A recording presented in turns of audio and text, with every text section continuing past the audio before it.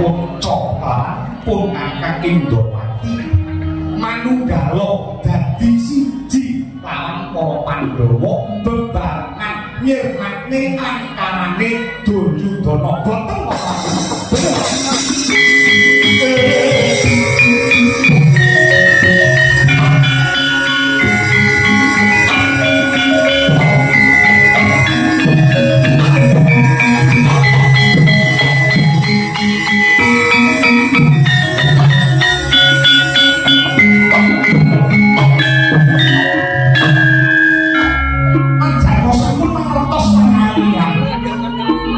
pun saya mojo menika putra kandung Kanjeng Ibu Bibi Kunti Tanibrata tumrap paduka. Nah, Pandhawa kedah jangkep gangsal Pandhawa menika boten saged nemen. Mila rumiyin menika kadongan dipun mulyake dening Kyai Prabu Duryudana. Jika kula minangka tamba kanthi benane Kyai Joko yen ngono gelem ora gelem iki usian dibakal panjenengan lawan dulurmu para Pandhawa. Inggih kados mekaten lapanipun.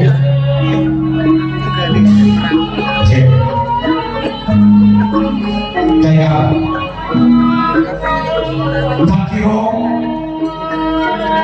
para Pandhawa bakal tumpes tapis tanpa kaget yen to tandingan lawan jeneng sira ya monggo jalan pun kakang ngerti pun kakang semurung yen to Yai Basutarna ku duwe pusaka sing anggoe kedilo-dilo ini disebut anting-anting panunggak Maniking Jaya. Ini angka loro kawon Cakriwaja. Ini dalane taterjas tapak kali pandhe sisane Gowindo.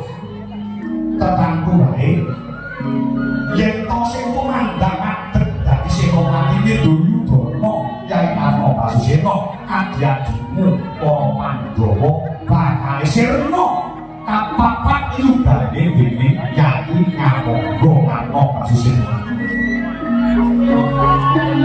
Apa kira-kira Kyai Karna bakal teguh mentala nyirnakne pangadyadi para Pandhawa.